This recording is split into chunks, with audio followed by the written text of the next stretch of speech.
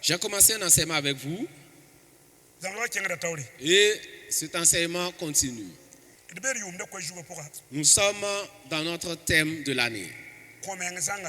L'année de la consécration tout entière à Dieu. Et cela concerne et l'esprit, et l'âme, et le corps. J'ai déjà traité de l'esprit et de l'âme. Nous sommes en 1 Thessaloniciens. 1 Thessaloniciens 5, verset 23. 1 Thessaloniciens 5, verset 23, il est dit: que le Dieu de paix vous sanctifie lui-même tout entier, et que tout votre être, l'esprit, l'âme et le corps, soit conservé irrépréhensible lors de l'avènement de notre Seigneur Jésus-Christ. Amen. Je vous ai dit que l'homme est esprit, possédant une âme et vivant dans un corps.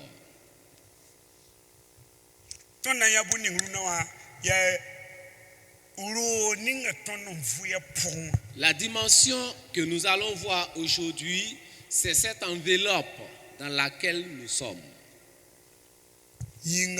Le corps. L'enveloppe dans laquelle nous vivons.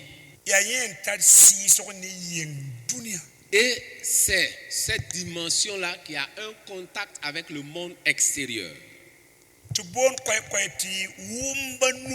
Et l'on dit simplement les 5 sens. Et c'est ce qui nous attire, les problèmes, les malheurs. La vue, l'ouïe, l'odorat, le goûter et le toucher. C'est là les 5 sens. Dieu ne veut pas que ce soit les 5 sens qui vont nous conduire. Mais il veut que son esprit en nous nous conduise. Revenons au thème de l'année. Romains 12 et le verset 1er. Selon la version Louis II, il est dit: je vous exhorte donc, frères, par les compassions de Dieu, à offrir vos corps comme un sacrifice vivant, saint, agréable à Dieu, ce qui sera de votre part un culte raisonnable. Amen. Avant de continuer, je voudrais que vous sachiez, si Dieu pouvait disposer de notre corps, et si le corps était l'ami de Dieu,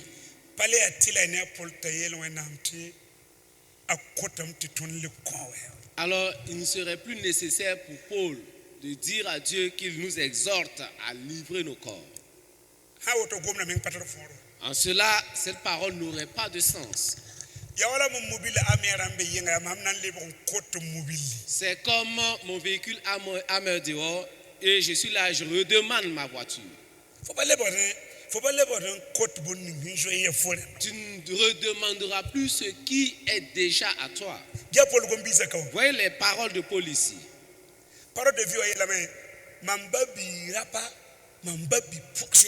Parole de vie déclare: frères et sœurs chrétiens, je vous en supplie. Voyez la demande de Paul.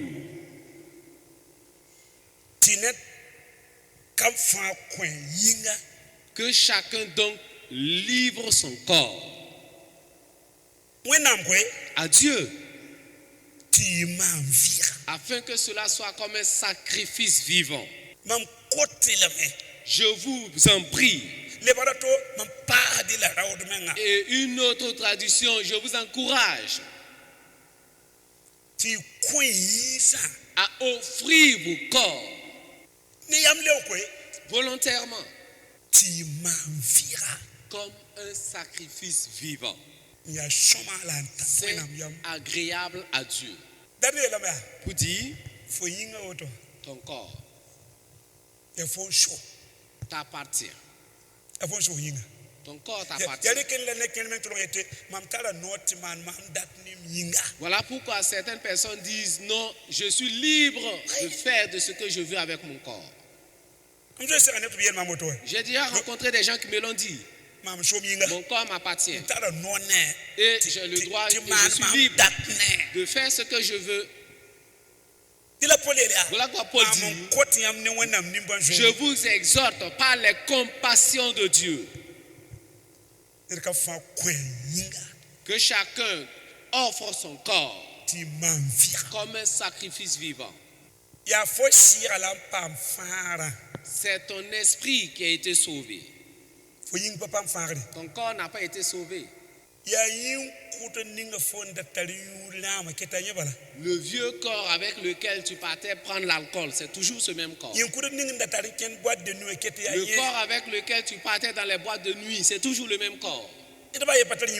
Personne n'a un nouveau corps. 1 Corinthiens chapitre 15, 52-53. Personne n'a un nouveau corps. Les apôtres, les prophètes, les évangélistes, les docteurs, personne. Personne n'a un nouveau corps.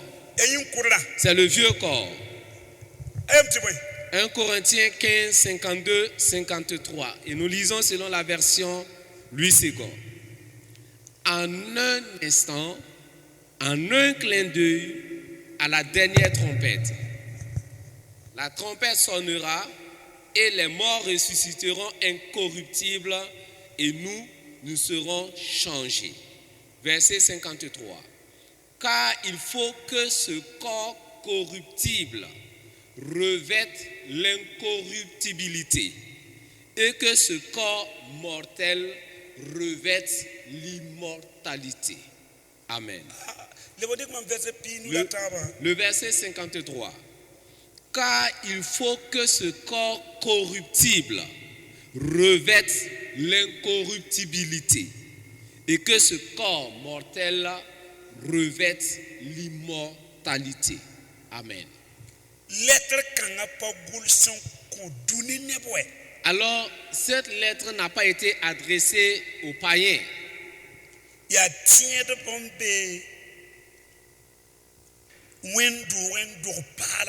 Cette lettre est adressée à des chrétiens dans une église née de nouveau. Et Paul leur écrit en disant: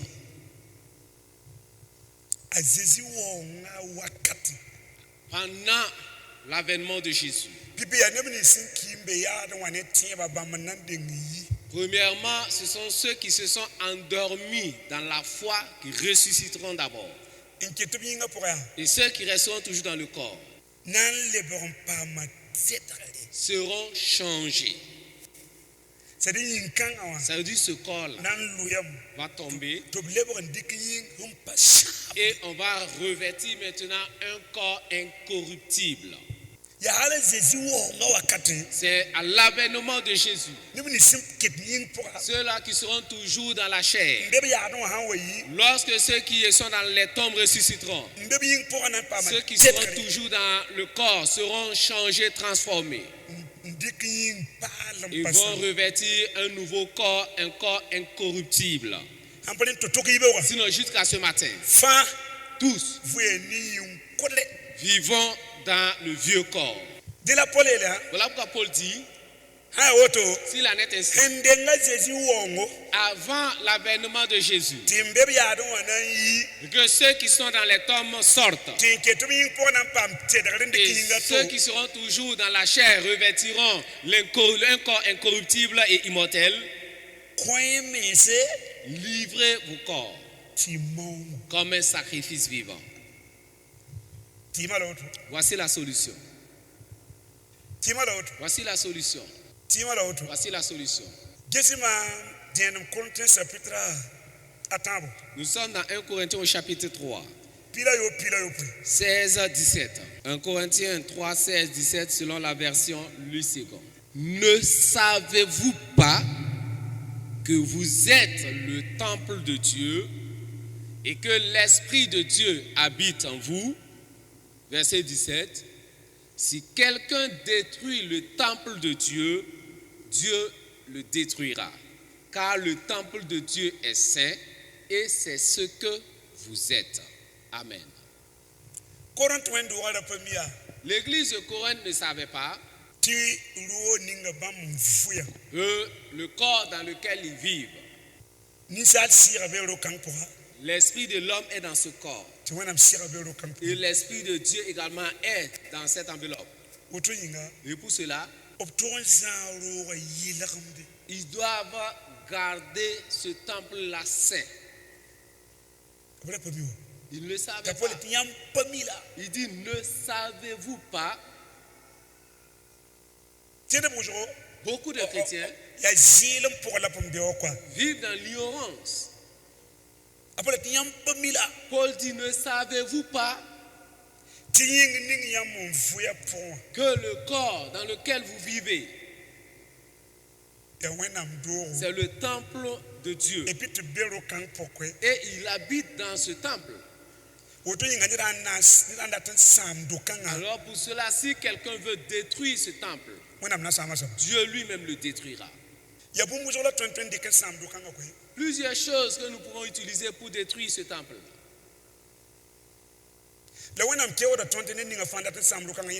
Mais Dieu sait nous avertir que quiconque veut détruire ce temple, lui Dieu le détruira. Parce que c'est Dieu lui-même qui est dans ce temple. 1 Corinthiens chapitre 6. Verset 18. 1 Corinthiens 6, verset 18, selon la version Louis II, il est dit: fuyez l'impudicité. Quelque autre péché qu'un homme commette, ce péché est hors du corps. Mais celui qui se livre à l'impudicité pêche contre son propre corps. Amen. 1 Timothée 5, verset 23. Ne continue pas à ne boire que de l'eau, mais fais usage d'un peu de vin à cause de ton estomac et de tes fréquentes indispositions. Amen. Je vais vous citer certains éléments pouvant détruire ce temple. Premièrement, le sexe. Le sexe. Nous avons atteint un niveau où il n'y a plus de sanctification. Où on ne prêche plus la sanctification. Où il n'y a plus la crainte de l'Éternel Dieu. Et les gens vivent comme des animaux. Paul dit: vous et Église de Corinthe, fuyez l'impudicité. Et une autre traduction, fuyez la fornication. J'ai plusieurs versions, plusieurs traductions. Alors si l'on dit fuyez l'adultère, c'est comme si c'était uniquement les mariés. On trouve une autre version. Là il est dit fuyez l'impudicité. Pour dire qu'il y a beaucoup d'impureté et d'impudicité dans les églises. Les mariés, des hommes infidèles à leurs femmes, des femmes infidèles à leurs maris. Alors des jeunes qui sortent avec des filles et des jeunes filles qui couchent avec des garçons. Quel corps utilises-tu dans cette impudicité-là? Le temple de Dieu. C'est le temple de Dieu. Ne sais-tu pas que ton corps est le temple de Dieu? Et il y en a qui vivent dans la masturbation. Même les mariés. Et ils ont des films pornographiques. Et ils se salissent comme ça. C'est-à-dire l'église actuelle est comme l'église de Corinthe. Une église chétive. Une église pygmée. Une église sans connaissance, sans intelligence. Une église qui vit comme le monde, sinon même pire. Et Paul te dit, ne le savez-vous pas que vos corps sont le temple de Dieu et que l'Esprit de Dieu habite en vous? Si quelqu'un veut détruire le temple de Dieu, Dieu lui-même le détruira. De Genèse à Apocalypse. Là où il y a l'impureté, l'impudicité, la mort sévit. Deux choses qui vont ensemble. L'impudicité et la mort. L'impudicité et la mort. Même dans les églises. Alors les personnes âgées ne meurent pas. Ce sont les enfants. Les vieux m'ont dit, les personnes âgées m'ont dit, dis aux gens qu'il y a beaucoup d'impudicité. L'impudicité. Même dans les églises, il y en a qui viennent coucher ensemble. Alors il faudra que chaque église prenne des vigiles. Si vous vous amusez, ils viendront coucher ensemble dans l'église.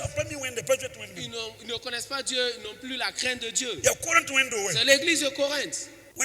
Dieu dit, si quelqu'un détruit son temple, lui-même le détruira. Il faudra que l'église revienne à la sanctification et dans la sanctification. Vivre dans l'impudicité comme ça. Combien de personnes ont souillé le temple de Dieu? Combien de personnes? L'impudicité.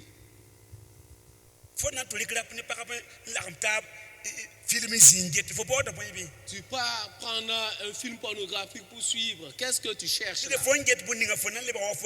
Puisque ce que tu regardes, tu finiras par devenir tel. La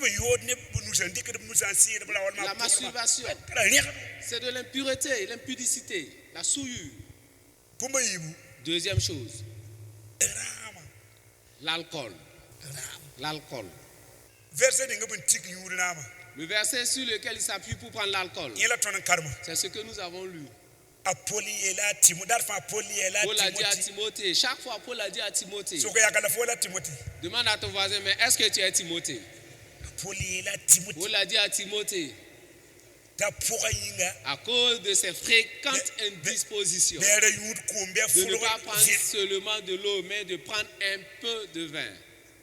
Toi, tu n'as pas des indispositions. Toi-même, tu n'es pas Timothée. C'est-à-dire, ils vont faire sortir le verset de son contexte pour pouvoir prendre l'alcool. Au mariage de Cana, Jésus lui-même a changé l'eau en vin. Il n'est pas dit de ne pas boire. Il a dit seulement de ne pas s'enivrer. Mais il n'a pas terminé. Il a dit, soyez remplis du Saint-Esprit. Pourquoi tu ne termines pas la lecture? Paul dit, soyez ivres du Saint-Esprit. Le Saint-Esprit doit te remplir, te saturer à tel point que tu seras en train de dandiner. L'alcool. Il n'y a pas de plus alcoolique actuellement que les protestants. Il y a 30 ans de cela, personne ne prenait l'alcool. Au moment où on se convertissait, personne ne prenait l'alcool. 30 ans après, des ivrognes. Pas alcooliques et ivrognes. Comment souiller le temple de Dieu à ce point? Comment? Si on est là à débattre de nos jours, les Européens et les Africains, que c'est notre ancêtre, nous a maudit. Tout en tout cas vient de Noé. S'il n'avait pas pris et bu l'alcool, pris l'alcool, il n'allait pas se retrouver nu. Et s'il n'était pas nu, il n'y aurait pas eu de problème. Tout est venu de l'alcool. Qui a flatté ce vieux-là à prendre, cette personne âgée à prendre l'alcool pour se retrouver nu? Et si l'autre ne s'était pas enivré, comment est-ce qu'il allait coucher avec ses deux filles? Souvent quand je regarde les gens, ça fait pitié. Puisqu'il y a l'alcoolique et il y a l'ivrogne. Voyez. Écoutez, on ne peut pas prendre l'alcool et ne pas s'enivrer. Première gorgée, tu vas terminer la bouteille et tu vas ajouter une autre. Soit tu cesses carrément de boire, soit tu vas boire et faire tes besoins sur place. Les gens ont cessé, ont fini pour eux et toi tu commences. Surtout l'Africain. Et prendre l'alcool tout doucement, c'est pas possible. C'est un esprit. Nos grands-parents ont commencé avec l'alcool, le dolo le matin, et vont suivre l'ombre jusqu'au soir. Et jusqu'à ce qu'il va faire tous ses besoins dans ses vêtements. Est-ce que tu peux prendre l'alcool et ne pas finir par ton niveau? Prenant l'alcool, vous devenez inconscient. C'est là tout le souci de l'alcool. L'Africain est vraiment indiscipliné. Il ne sait pas aller tout doucement. On va commencer une bouteille, deux bouteilles. À la fin là, c'est une caisse. Voyez comment les gens se sont souillés avec l'alcool. Souiller le corps. Ils ont sali le corps. Mais ceux-là qui ont reçu la puissance de Dieu, quand ils étaient remplis de l'Esprit de Dieu, alors c'est devenu des fables, des histoires. Alors il y a des années de cela, l'Esprit du Seigneur était avec moi. Parle maintenant. Parle du maintenant. Nous ne voulons pas du passé.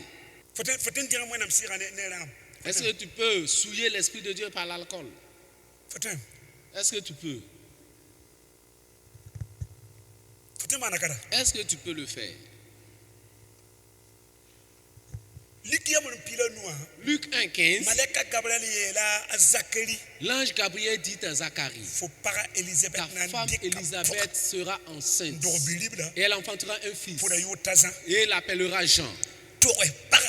Dis à la femme, à partir d'aujourd'hui, qu'elle ne prenne plus de boissons enivrantes ou de liqueurs fortes. À partir d'aujourd'hui, car l'enfant, l'Esprit de Dieu le remplira depuis le sein maternel.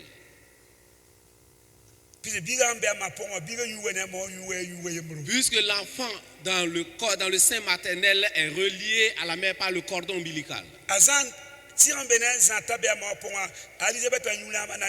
Et l'Esprit de Dieu étant avec Jean dans le sein maternel, si Élisabeth prenait une boisson enivrante ou de la liqueur forte, elle allait souiller l'enfant.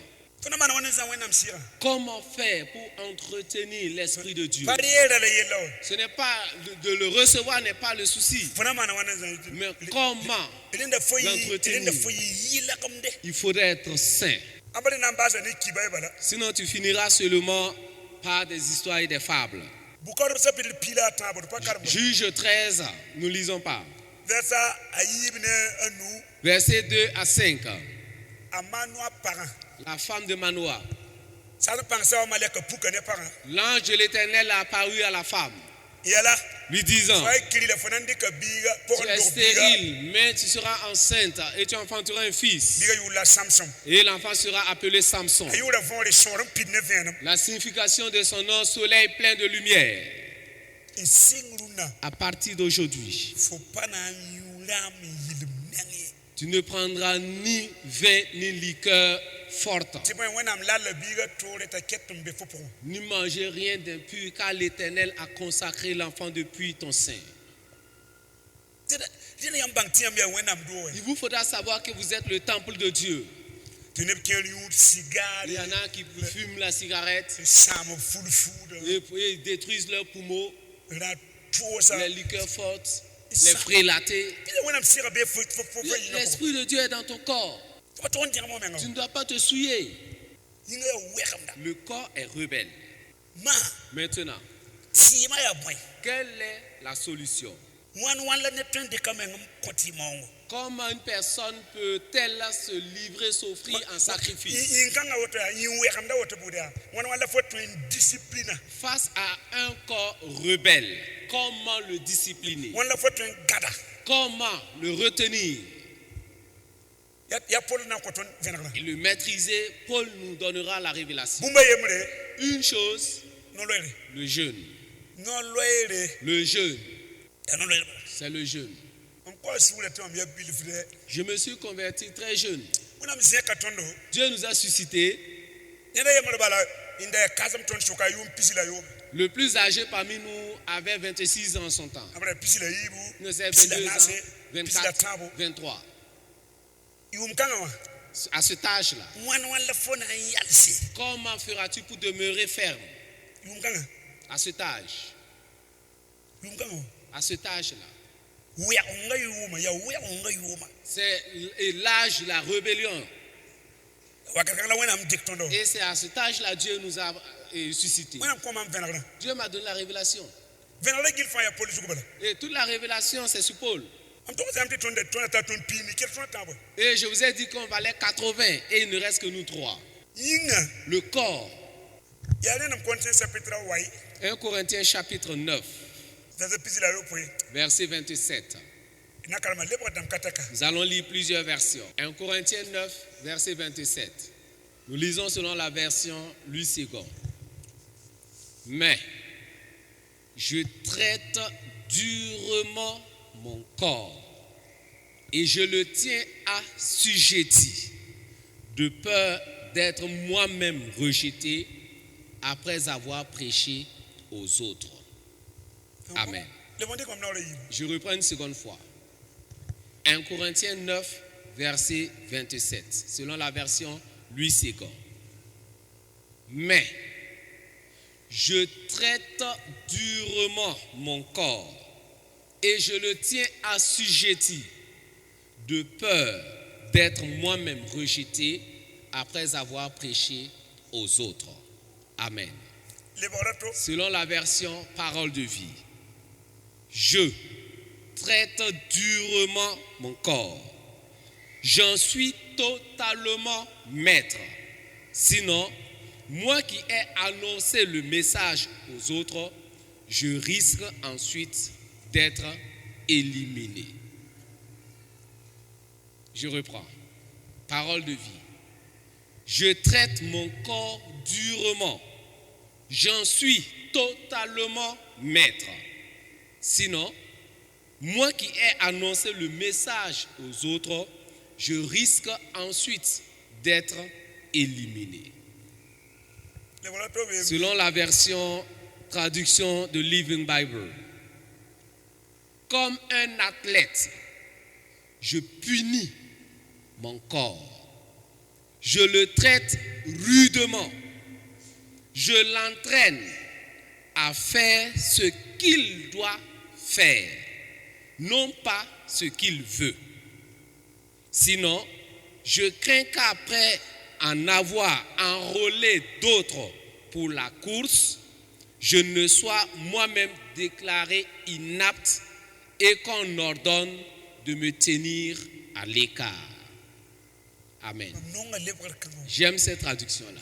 Je reprends la version de Living Bible. Comme un athlète, je punis mon corps. Je le traite rudement. Je l'entraîne à faire ce qu'il doit faire, non pas ce qu'il veut. Sinon, je crains qu'après en avoir enrôlé d'autres pour la course, je ne sois moi-même déclaré inapte et qu'on ordonne de me tenir à l'écart. Amen. Paul,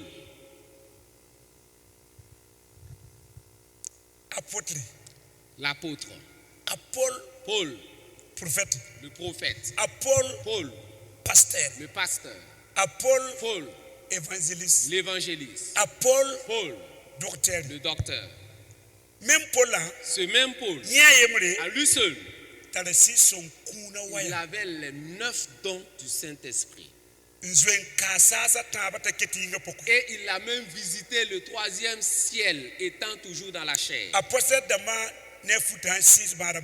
Et ses pochettes et même ses vêtements, quand on les posait sur les malades, ils étaient guéris. Et à lui seul, il a écrit plus de la moitié du Nouveau Testament. Il dit concernant le travail, il a beaucoup travaillé, plus que tous les apôtres. Et il dit que Dieu l'a choisi et élu avant même qu'il ne soit conçu dans le sein maternel. Et qui nous parle ici? C'est cet homme qui nous dit: mon corps, il n'appartient pas à Dieu. Il m'appartient, j'en suis maître. Et pour cela, je suis maître de mon propre corps. Je suis maître de mon propre corps. Et il veut me conduire et faire ce qu'il veut. Pour cela,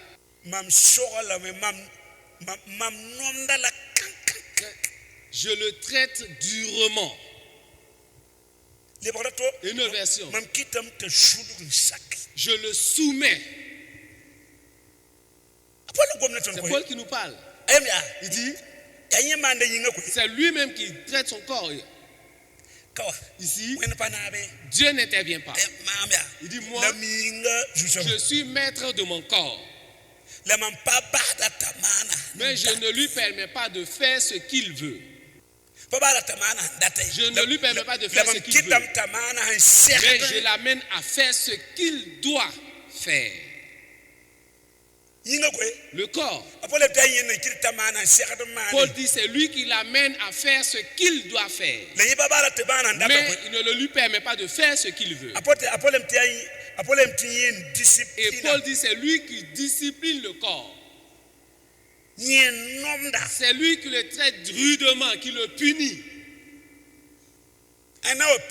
Qui viendra punir ton corps? Qui viendra discipliner ton corps? Qui viendra traiter rudement ton corps? Qui? Aucun âge ne le fera. C'est toi. Parce que tu es maître de ton propre corps. Voilà pourquoi il dit aux Romains, il dit, 1 Corinthiens 11, verset 1er, soyez mes imitateurs. Soyez mes imitateurs. Comment est-ce que l'apôtre faisait? C'est lui-même qui disciplinait son corps. C'est lui-même qui punissait son corps. Et lui également veut que nous punissions nos corps comme lui-même a puni son corps. Paul dit, c'est lui qui le traite durement, rudement. Ce corps-là, ce corps rebelle. Et si tu ne le traites pas rudement,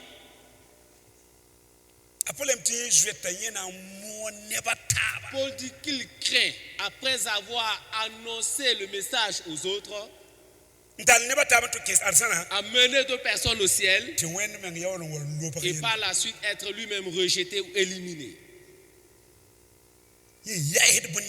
Voici sa crainte. Ce devant quoi il tremble. Chacun est maître de son corps. C'est toi, à toi de le discipliner. À toi de le punir. À toi de le traiter durement.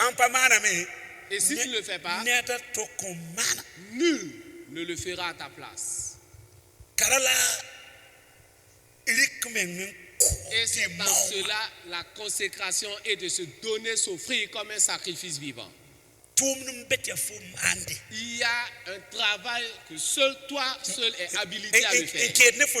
Par rapport à ton corps, tu es la seule personne habilitée à le faire.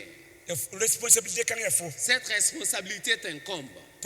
Paul dit, soyez mes imitateurs. Soyez mes imitateurs. Quand on venait de se convertir, surtout pour un pays comme la Côte d'Ivoire, tout y est. Tout y est.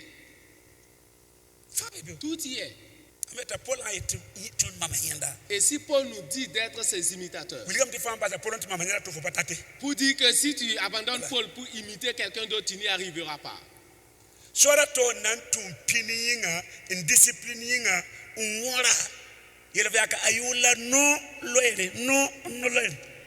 Le chemin par lequel passer pour soumettre le corps, le discipliner, le traiter durement, cela s'appelle le jeûne. J'ai un fils spirituel.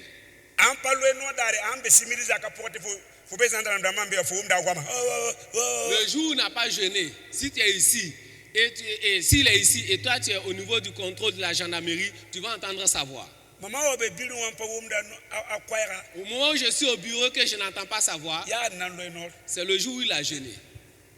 Et si tu viens, tu veux causer avec lui, lui-même cherche un endroit pour s'isoler. Ah, nous on n'aime pas les paroles.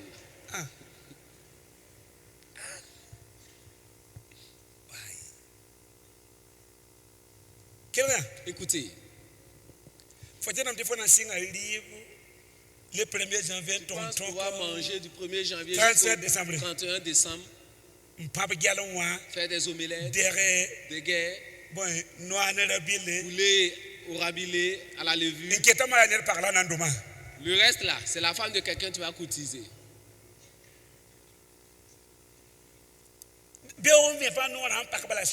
Chaque jour, dès que tu te réveilles, la bouche là s'ouvre, c'est chaque. Tu ne fais que grignoter, manger, grignoter, manger. Il ne faut pas discipliner. Sans discipliner ce corps. Il ne faut pas punir. Sans punir ce corps. Il ne faut pas sans le traiter durement. C'est là que plusieurs se sont trompés. Ils deviennent comme des porcs. 2 Pierre 2, 22 dit, ne soyez pas comme des porcs. Après s'être lavé, retourne se vautrer dans la boue. Ne soyez pas comme des chiens qui retournent toujours à leur vomissure. Il y a des gens qui ont une telle vie. Chaque jour. L'homme est imparfait, il est ce qu'il est. Qui est du fer ou de l'acier? Qui est de l'acier? On regarde Paul. Comment est-ce qu'il a fait? À la fin de sa vie, j'ai combattu le bon combat de la foi. J'ai achevé la course et j'ai remporté la victoire. La couronne de vie m'est réservée. C'est une telle personne que nous suivons. Écoutez, par rapport au corps, la solution, le jeûne.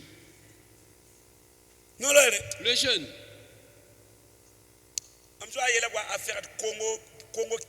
Un de mes amis qui était affecté au Congo, à Congo-Kinshasa, et il m'a appelé. Il dit, viens voir. Oh, toutes les belles femmes du monde sont au Congo.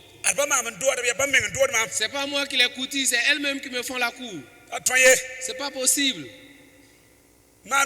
Comment faire? J'ai dit le jeûne.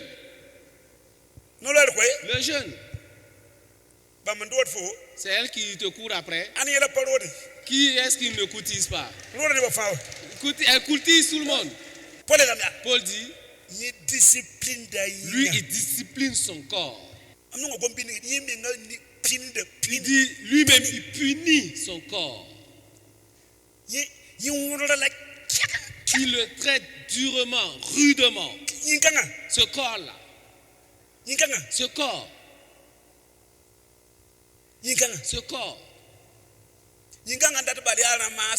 Tout ce que ce corps veut, c'est la bière fraîche, bien tapée.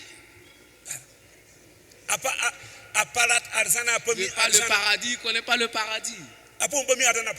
Il ne connaît même pas le paradis, il n'en veut même pas. Tout ce qu'il veut là, c'est mari de quelqu'un. Voilà. Pain au chocolat. Tout ce qu'il veut, c'est femme de quelqu'un.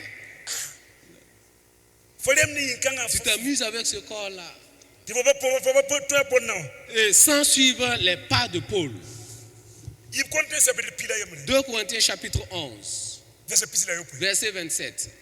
2 Corinthiens 11, verset 27, selon la version Louis II. J'ai été dans le travail et dans la peine, exposé à de nombreuses veilles, à la faim et à la soif, à des jeûnes multipliés, au froid et à la nudité. Amen. Dans ce passage, Paul parle de deux choses.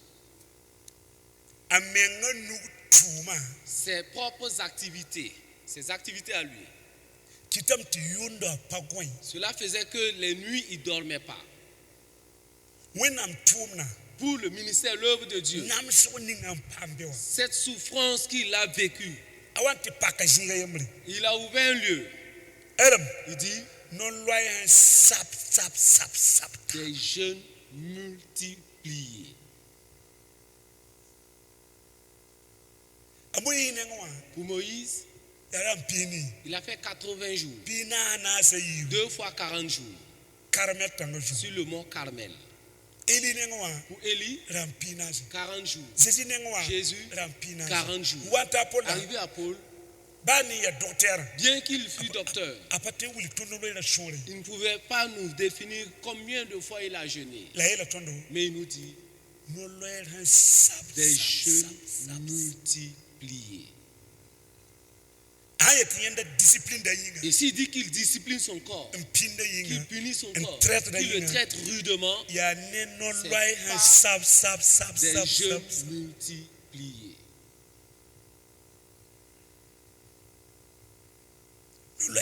Des jeûnes multipliés.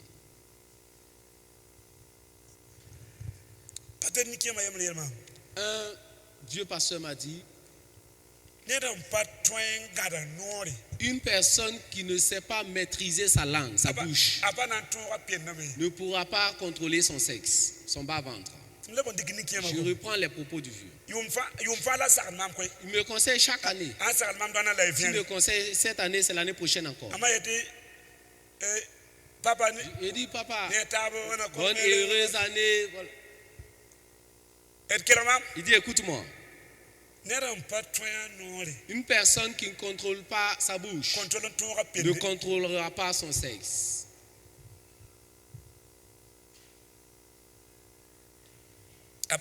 Jamais.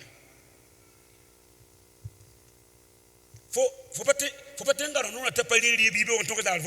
ne peux pas empêcher ta bouche de manger du matin jusqu'au soir. Alors en cela, tu ne pourras pas contrôler ton sexe. Jamais. Tomber, se relever, rouler, vautrer, se relever. Ce n'est pas une vie. Va sur les traces de Paul. Acte 13, verset 2. Personne n'a aussi jeûné comme Paul. Il parle de comment est-ce qu'il a traité son corps. Il parle. Acte 13, le verset 2, et nous lisons. Pendant qu'ils servaient le Seigneur dans leur ministère et qu'ils jeûnaient, le Saint-Esprit dit, mettez-moi à part Barnabas et Saul pour l'œuvre à laquelle je les ai appelés. En lisant ce passage, vous pourrez dissocier le ministère avec le jeûne. L'église primitive, séparer le ministère du jeûne. Pendant qu'ils servaient le Seigneur dans leur ministère et qu'ils jeûnaient. Alors c'est cette génération seulement qui veut faire le ministère sans avoir jeûné. hanke ninga oto Par rapport au corps, soda tokabe il n'y a aucune autre voie tiam tweta man an segada man la da man yen data pano le kabe par laquelle envoyer ce corps-là à faire ce qu'il doit faire et non pas ce qu'il veut, si ce n'est pas le jeûne. fa wa nenta singa men wegamne Si tu remarques que ce corps commence à se rebeller, ndatan taifo man yen vouloir te data conduire et faire ce qu'il veut, sodo nan disciplina la seule voie pour le discipliner, anga no le engage un jeûne. anga no le Engage un jeûne. yum pita poa En 30 ans, tu weye bala zin betam palo no le il y a eu un seul mois durant lequel je n'ai pas jeûné. yum pita la yi poa En 32 ans, semaine yi bala zin betam palo il y a no eu 2 semaines seulement où je n'ai pas jeûné. mi mam yi zininga Je sais d'où je viens. mi mam yi zininga Oui, je sais d'où je viens. ça dépend yore mbea Il y a de ces choses ti toni yi semenga minima quoi où nos corps même sont tellement habitués. minima la moy Le corps est tellement habitué à ces choses. dinda discipline kay Il faudra alors le discipliner. amara na kelen ko tina ban latman yenda Sinon, sinima il va continuer à vouloir faire ce qu'il veut, ce qu'il avait l'habitude de faire. C'est comme ça. fo wuli da segada man C'est à toi de montrer au corps ce qu'il doit faire. yamenga mimtia ma wa kenore poa yam singa men le bokati sérieux Vous commencez, vous savez vous-même que quand vous vous engagez dans un jeûne, vous commencez à devenir sérieux. yam da gom da uso Que vous parliez yam da trop, wita mo que vous critiquiez, yam da chule da yikida mo que vous vous mettiez facilement en colère. yam yaram yam singa da ma maîtrise Vous remarquez que vous commencez maintenant à maîtriser ces choses. pas na to so C'est pas moi, je vais te le dire. yar bud fa yam da mande Tous les ordres que vous faisiez, yam wa kenore poa quand yam vous likida vous engagez dans un jeûne, yam pam da tour wita ka poa vous voyez que vous commencez à dominer les critiques, à kisire faire poa les choses. C'est comme ça. auto C'est comme ça. soda to kabe Il n'y a aucune autre voie. soda to kabe Aucune autre voie. yam nga mi batim man semaine yi semaine tampale nore yam wat mi kamti yam lara hi yam Vous, le vous bada savez, si vous faites 2 semaines, 3 semaines sans jeûner, vous commencez à rire au hasard. faut me wat mi kamti fo le bada yar Et quand tu deviens désordonné en allant, tina ba sokari ya bentara et les gens vont se demander, mais apale qu'est-ce qu'il a? let noriye Il ne jeûne plus. C'est comme ça. amuma yam watato Je l'ai compris très tôt, rapidement. amuma yam Je watato l'ai compris très tôt. amum da pol moro Je comprends Paul, ge di kurul kanga un vieux djihadiste comme lui.